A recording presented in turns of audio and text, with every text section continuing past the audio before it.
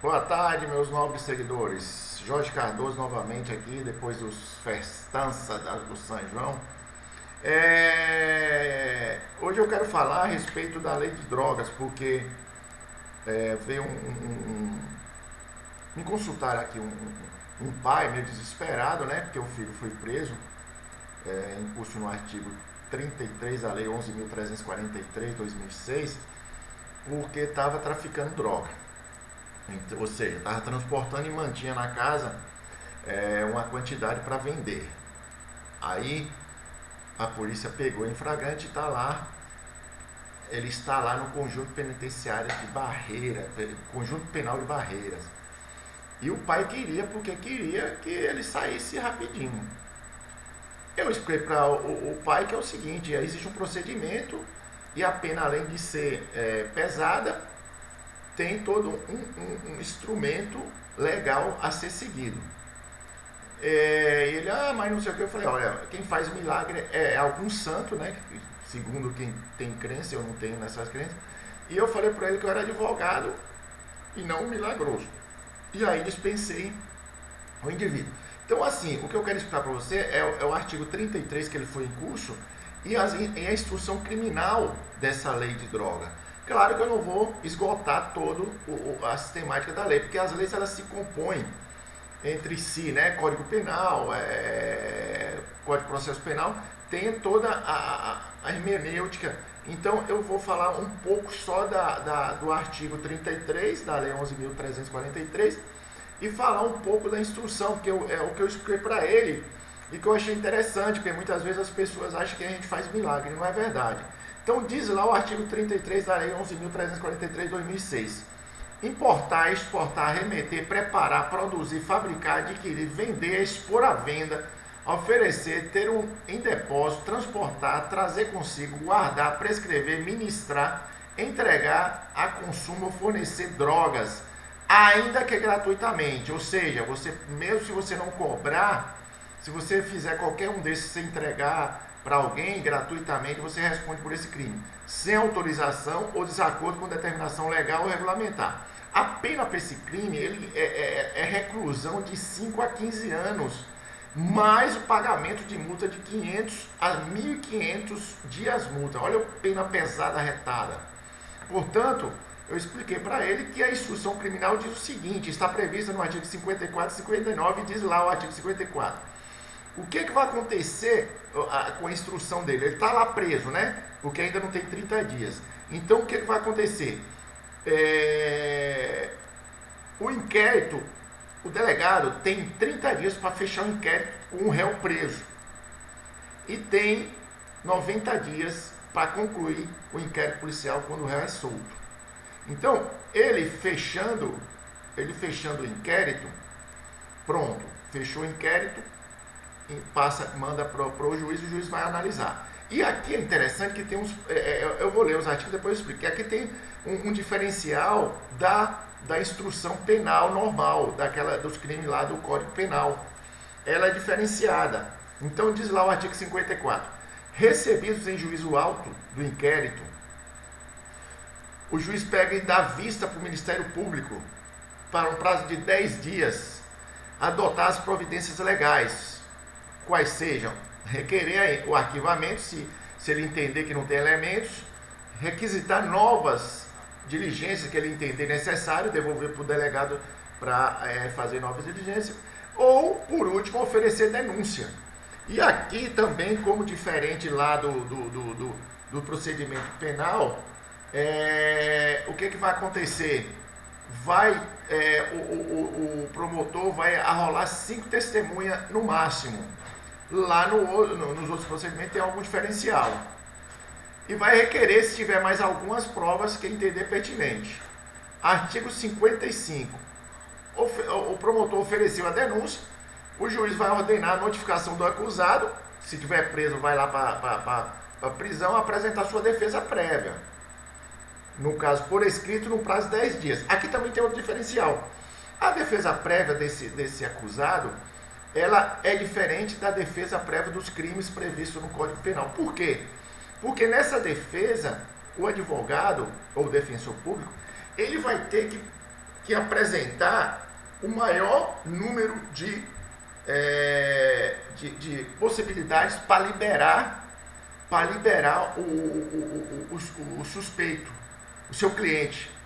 Que é diferente do penal, que você só pode fazer uma genérica, fazer uma defesa prévia dizendo que provará tudo em instrução criminal, é na instrução da audiência de instrução. Aqui não, aqui você tem que macetar e fazer todo tipo de prova para você tentar ou absolver seu cliente ou fazer com que o juiz fique em dúvida e não receba a denúncia e mande apurar fazer novas diligências ou de repente manda arquivar seu processo. Então lá diz o artigo 55, parágrafo 1, diz assim, na resposta que consiste uma defesa preliminar e exceções, você já tem que apresentar, o acusado poderá arguir preliminares, invocar todas as razões de defesa, oferecer documentos, justificações, especificar as provas que pretende produzir e, além disso, tem direito a apresentar 5 testemunhas, ok?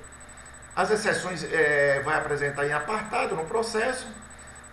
No parágrafo 3º diz, se a resposta não for apresentada no prazo, no caso, o juiz nomeará um defensor, se ele não tiver advogado, o defensor terá também 10 dias a contar da intimação para apresentar a defesa prévia.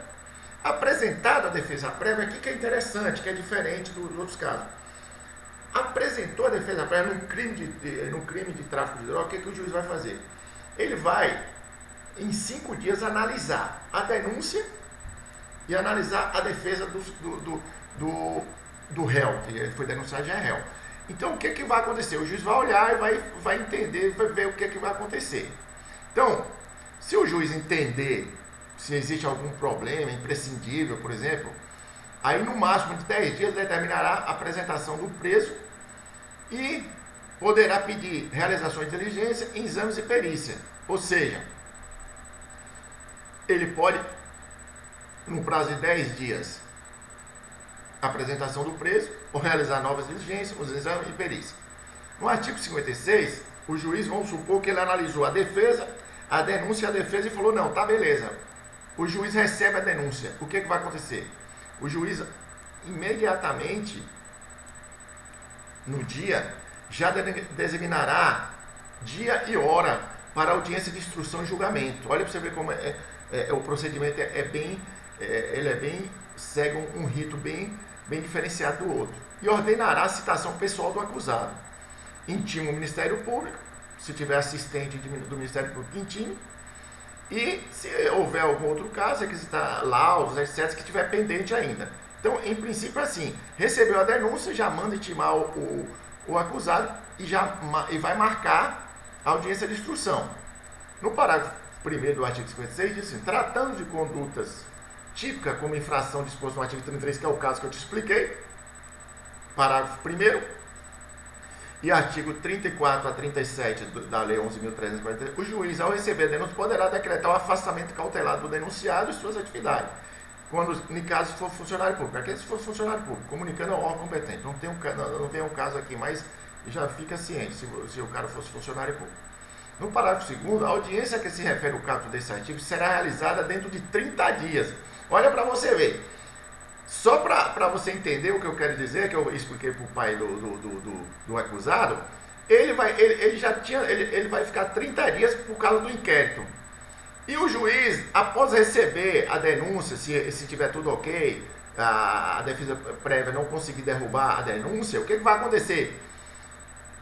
Citou o réu, ele vai marcar uma audiência dentro de 30 dias.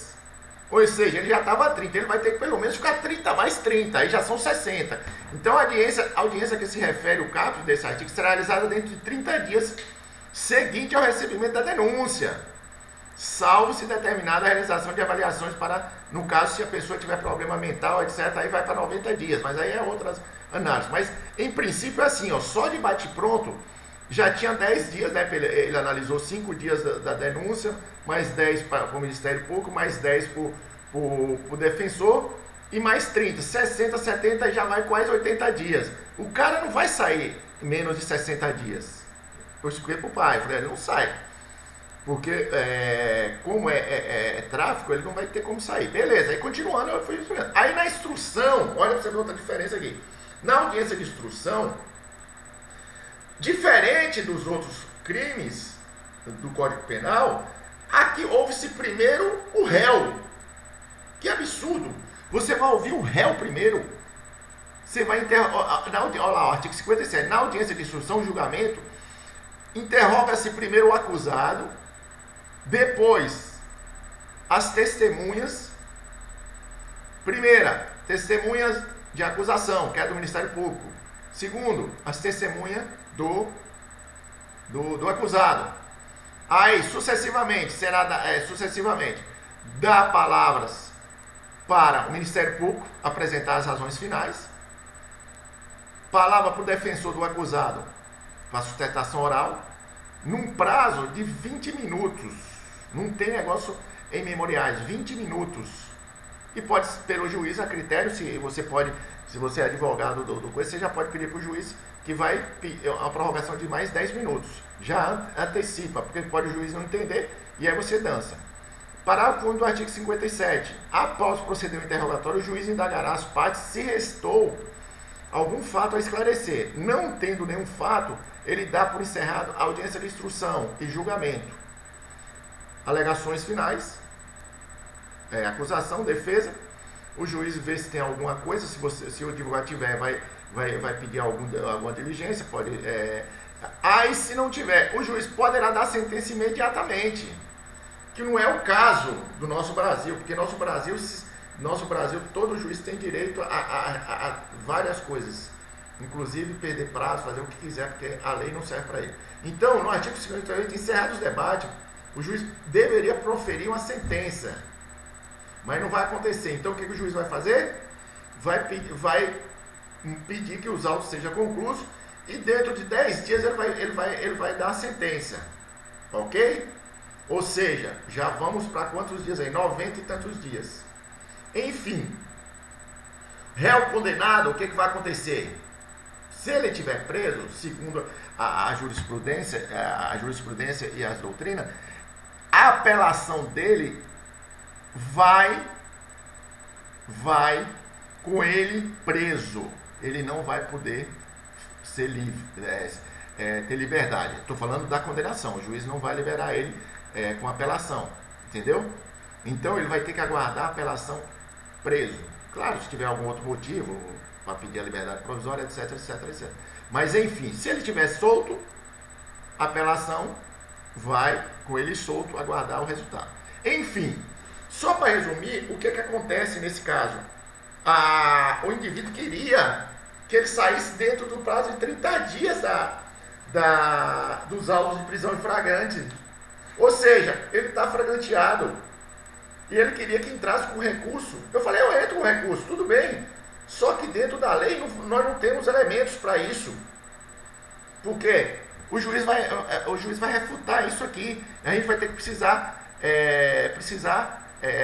ver o inquérito para a gente saber que fim levar. Eu ainda falei por aí que eu me propus aí na delegacia para dar uma checada no inquérito, etc e tal. Mas aí eu falei, olha, você quer milagre, vai procurar. Enfim, fica aqui meu abraço, dúvidas. Compartilha esse vídeo, é legal. Dê um joinha, informe os seus amigos aí, se inscreva no canal. Vale a pena, às vezes, mande um tema. Meu telefone é 7799359239 com 9 na frente, óbvio. Se tiver algum tema aí, me manda por zap, que eu terei o maior prazer de estudar e repassar. Se eu não souber, eu repasso. Então, esse foi uma palhinha porque eu achei engraçado do milagre que o pai quis que eu fizesse. E uma pena que eu não faço milagre. Um abraço no coração e beijo no coração. Fique com Deus.